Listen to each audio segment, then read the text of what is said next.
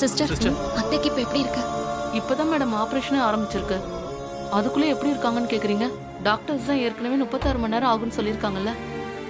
Operation முடியற வரைக்கும் எதுவும் சொல்ல முடியாது, என்ன வேணாலும் நடக்கலாம். என்னங்க இது? இந்த நர்ஸ் இப்படி சொல்லிட்டு போறாங்க. ஏதோ ஆறுதலா 4 வார்த்தை சொல்லிட்டு போனா நாமளும் கொஞ்சம் நம்பிக்கையோட இருப்போம்ல. ஆபரேஷன் முடிய 36 மணி நேரம் ஆகும்னு சொல்றாங்களே. அப்போ அது வரைக்கும் நம்ம என்ன நடக்குமோ ஏது நடக்குமோன்னு டென்ஷன்லயே இருக்கணுமா? நம்ம வெயிட் பண்ணி தான் ஆகணும் தீபா.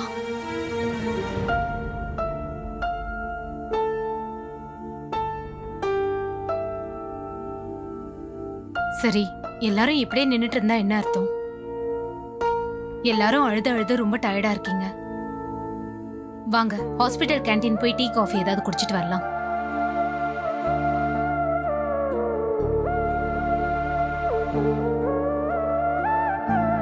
அங்கிள் வாங்க அங்கிள். எனக்கு எதுவும் வேண்டாம். என் அபிராமிக்கு நல்லபடியா ஆபரேஷன் நடந்து அவ பொழைச்சுப்பான்னு டாக்டர் சொல்ற வரைக்கும் நான் இந்த இடத்தை விட்டு நகர மாட்டேன். எனக்கு எதுவும் வேண்டாம். ஆனந்த், அருண், நீங்களாவது வாங்க. வேண்டாம் ரம்யா, நாங்க இங்கேயே இருக்கோம். கார்த்தி, உங்களுக்கு? இல்ல, எனக்கு எதுவும் வேண்டாம். சரி, தீபா, மீனாட்சி, நீங்களாவது வரீங்களா? இல்ல அம்மு, நாங்க யாரும் சாப்பிடுற மனநிலைமையிலே இல்ல. அத்தைக்கு நல்லபடியா ஆபரேஷன் நடக்கணும். இப்ப அது மட்டும் தான் மைண்ட்ல இருக்கு. கவலைப்படாத தீபா, ஆண்டி ரொம்ப நல்லவங்க. அவங்களுக்கு நல்லதுதான் நடக்கும். அவங்க நல்லபடியா பிழைச்சு வந்துருவாங்க பாரு. சரி தீபா, உன்கிட்ட கொஞ்சம் தனியா பேசணும், வா.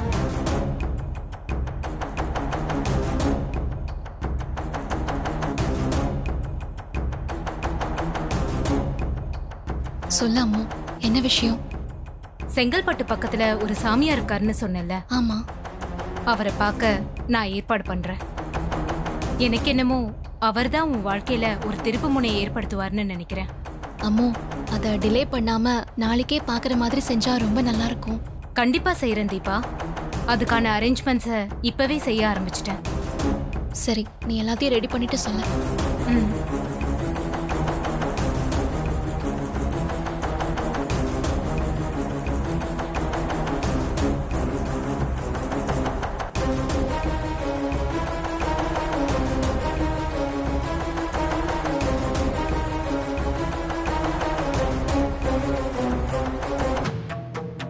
மேடம், சொல்லுங்க மேடம். சேகர் எங்க இருக்க? நான் ஒரு சின்ன வேலையா வெளியே வந்திருக்கேன் மேடம். சரி, இப்ப நான் சொல்றத நல்லா கேட்டுக்கோ. சொல்லுங்க மேடம். நல்லா சாமியாருங்க வச்சிருக்கிற மாதிரி ஒரு நீளமான தலைமுடி விக ரெடி பண்ணிக்கோ. அதுக்கு தகுந்த மாதிரி தாடி மிஸியும் ரெடி பண்ண. சாமியார் மாதிரி காஸ்டியூமும் ரெடி பண்ணி வச்சுக்கோ. மேடம், இதெல்லாம் எதுக்குன்னு தெரிஞ்சுக்கலாமா? நீ சாமியார் மாதிரி வேஷம் போட்டு தீபான்ற பொண்ணுகிட்ட நான் சொல்ற மாதிரி பேசி நடிக்கணும். நடிப்பு ஒரிஜினல் சாமியார் மாதிரி இருக்கணும். எல்லாத்தையும் நீ சக்சஸ்ஃபுல்லா செஞ்சுட்டா அதுக்கான பேமெண்ட் ஒண்ணு வந்து சேரும். மேடம், நீங்க ஒண்ணு கவலைப்படாதீங்க. நான் நெஜ சாமியார் மாதிரி அந்த பொண்ணுகிட்ட நடிச்சு எப்படி அசத்துறேன்னு மட்டும் பாருங்களேன். சேகர், பேசுறது முக்கியம் இல்ல, சொல்றத கச்சிதமா செஞ்சு முடிக்கணும். எங்கேயும் சின்னதா கூட மிஸ்டேக் வந்துடக்கூடாது. அதெல்லாம் கரெக்டா செஞ்சிருவேன் மேடம். நீங்க அதை பத்திலாம் கவலைப்படாதீங்க.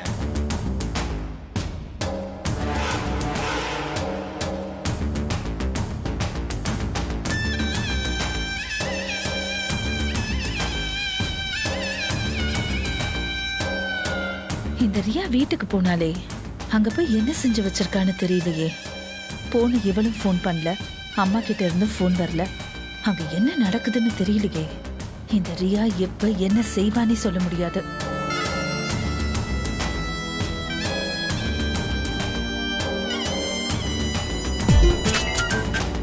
ஹலோ ஐஷு, நான் தாண்டி அம்மா பேசுறேன். அம்மா, மொபைல் போன்ல பேசுற. அது நீதான் பேசுறேன்னு எனக்கு தெரியாதா? அம்மா பேசுறேன், நொம்மா பேசுறேன்னு எதுக்கு நீட்டி முழங்குற?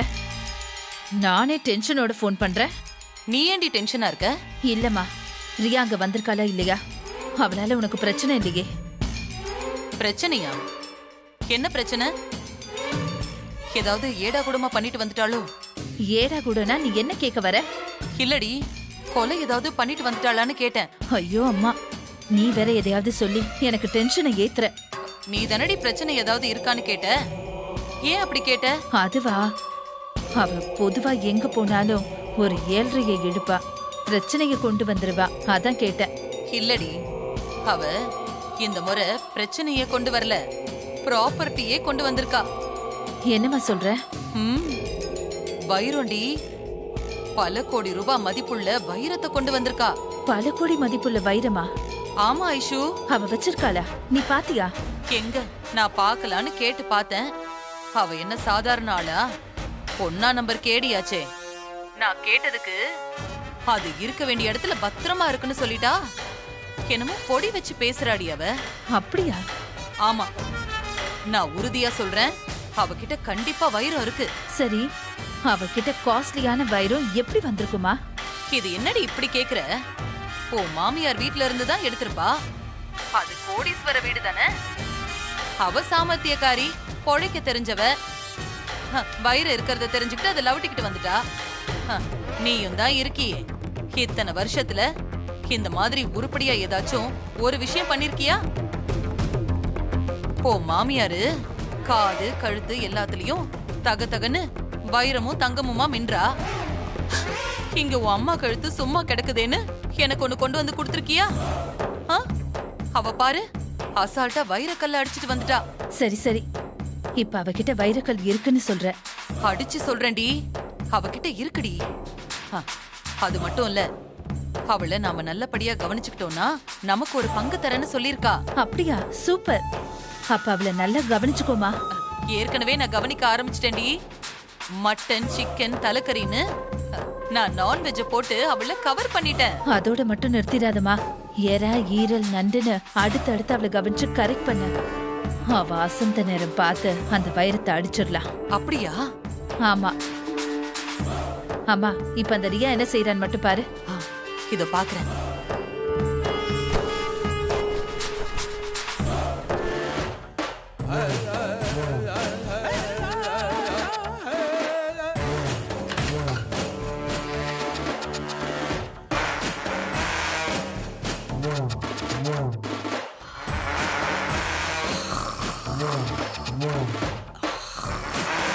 நல்லா தூங்கிட்டு இருக்கா.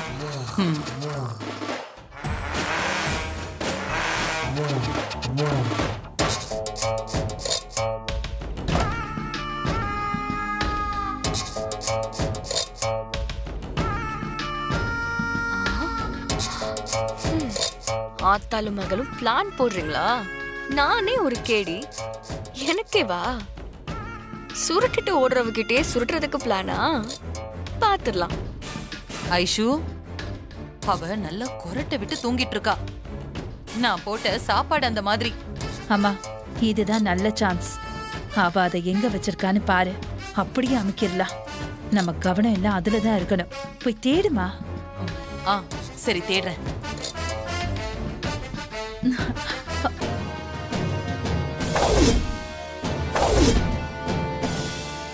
இவ்வளவு நேரம் யார்கிட்ட போன்ல பேசிட்டு இருந்த? அது அம்மா கிட்ட தான் பேசிட்டு இருந்தேன். உங்க அம்மா கிட்டயா? ரியா அது இதுன்னு என்னமோ கேட்டுச்சு. ஐயோ, இவன் எல்லாத்தையும் கேட்டு தொலைச்சிட்டானா? கடவுளே, என்ன யோசனை சொல்லு. ஆமா, அந்த ரியா இப்படி ஒரு அநியாயத்தை பண்ணிட்டாலே, அத்தைய சுட்டுட்டாலேன்னு சொல்லிட்டு இருந்தேன். அப்படியா? மட்டன், சிக்கன் அது இதுன்னு சொன்ன மாதிரி இருந்துச்சு. ஐயோ, இவன் இப்படி ஒண்ணுன்னா கேட்டு டார்ச்சர் கொடுக்கறானே. என்ன மறுபடியும் யோசனை? அது வந்து பாண்டி முனிக்கு படையல் போடுறத பத்தி பேச்சு வந்துச்சா, அதான் மட்டன் சிக்கன் பேசிக்கிட்டோம். என்ன யோசிக்கிறீங்க? அதுவா, நீயும் அம்மா இப்படிலாம் செய்யற ஆளும் கிடையாது. எதுக்கு இப்ப போனை புடுங்குறீங்க? நீ யாருக்கு கடைசியா கால் பண்ணேன்னு பாக்குறேன்.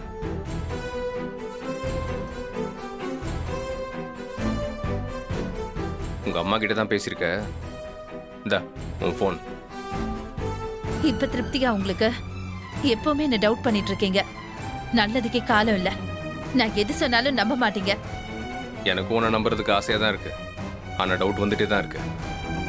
அப்படிதான் டவுட் வரும். ஏன்னா உன் கடந்த கால ஹிஸ்டரி அப்படி.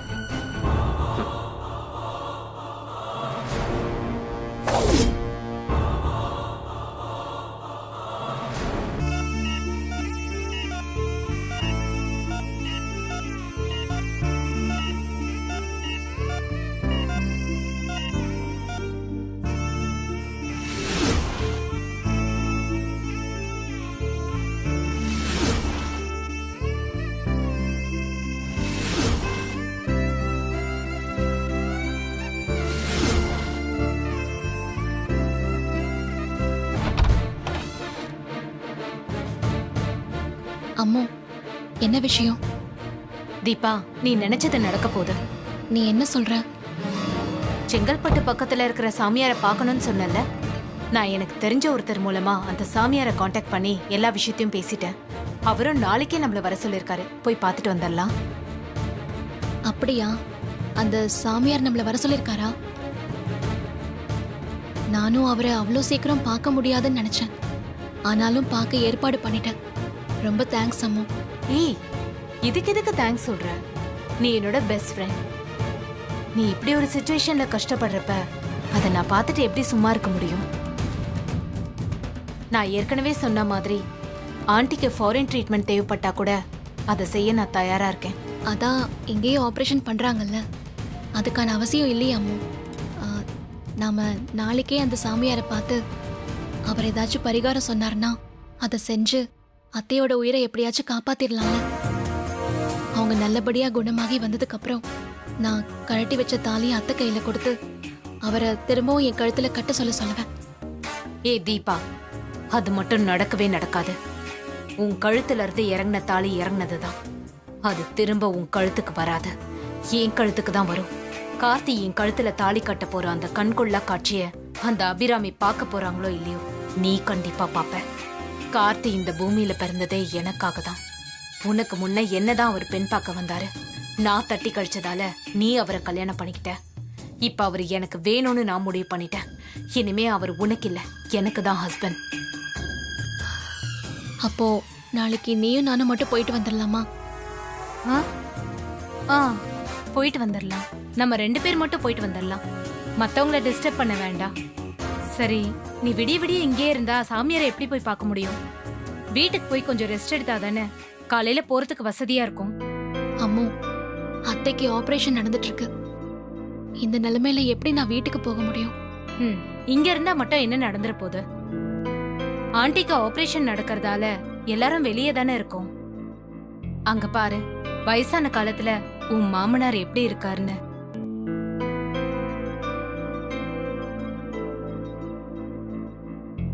உடம்பு நல்லா இருக்க மருந்து மாத்திரை சாப்பிட வேண்டாமா? அவரும் கொஞ்சம் ரெஸ்ட் எடுத்தா தானே நல்லா இருக்க முடியும். இப்படியே இருந்தா உடம்பு கெட்டு போயிடாது.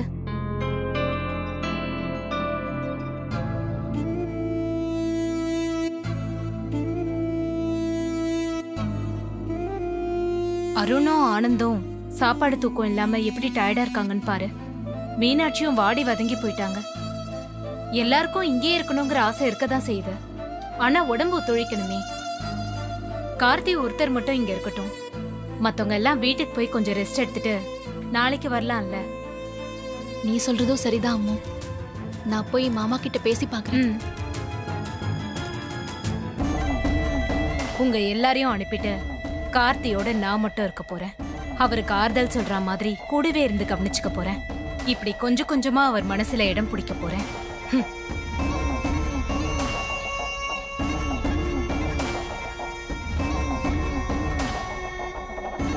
ஏய், நீ இப்ப எங்க எல்லாரையும் வீட்டுக்கு துரத்துறதுல ஏன் குறியா இருக்குன்னு எனக்கு நல்லா தெரியும். கார்த்தியோட தனியா இருக்கணும் தானே பிளான் பண்ற? அதான் தெரியுதுல, அப்புறம் எதுக்கு கேள்வி கேக்குற? வாயை மூடி சும்மா இருக்க வேண்டியது தானே.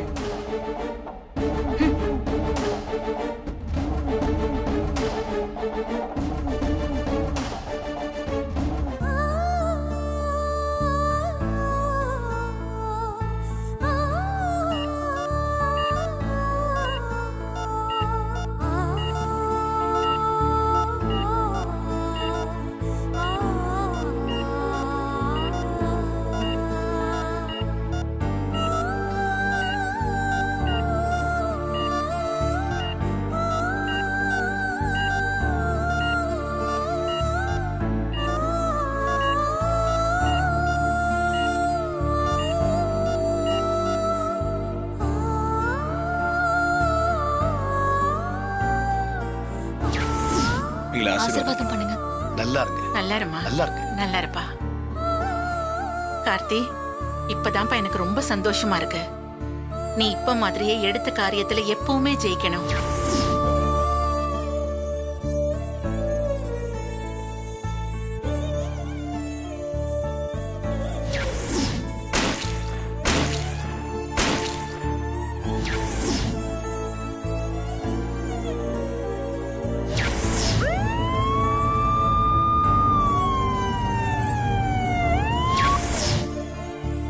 கார்த்தி,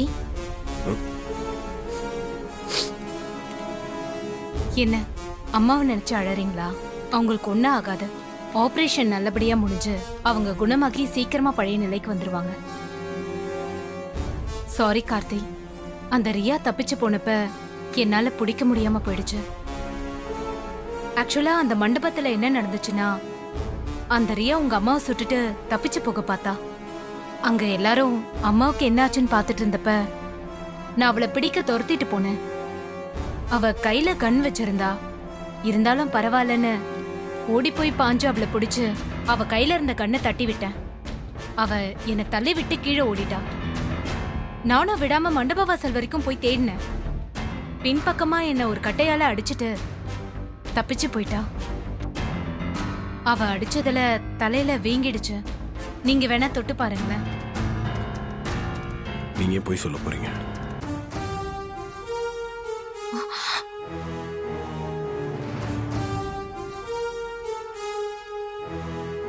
அம்மு, நான் இங்கே தானே இருந்தேன். நீயே இது வரைக்கும் என்கிட்ட சொல்லாமையே இருந்த. இதால ஏதாச்சும் பிரச்சனை வந்துட போகுது. இங்க டாக்டர்ஸ்ல நிறைய பேர் இருக்காங்க. வா, நம்ம டாக்டர் கிட்ட போய் காமிக்கலாம். இல்ல தீபா, அதெல்லாம் சரியா போயிடும். டாக்டர் கிட்ட எல்லாம் வேண்டாம். சரி அம்மு, நீ இந்த வலியோட இங்க இருக்க வேணாம். எங்க வீட்ல யாருமே வீட்டுக்கு போகலன்னு சொல்லிட்டாங்க. அதனால நீ கிளம்பு, நான் பாத்துக்கிறேன். ம், சரி, நான் கிளம்புறேன் தீபா. பார்க்கலாம் கார்த்தி.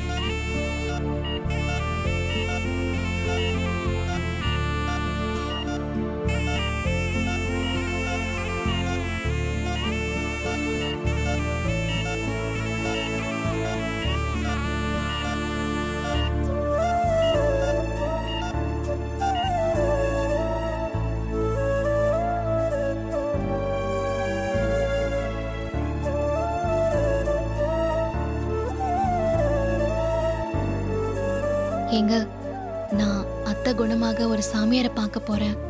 அவர் ஏதாச்சும் பரிகாரம் சொன்னா செய்ய போறேங்க. நீங்களும் கூட வந்தா நல்லா இருக்கும். வரீங்களா?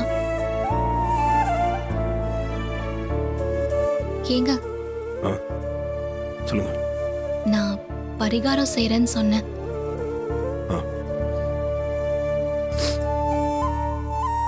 நீங்க கவலைப்படாதீங்க. அத்தைக்கு எதுவும் ஆகாது. கண்டிப்பா உயிர் பழிச்சு வந்துருவாங்க.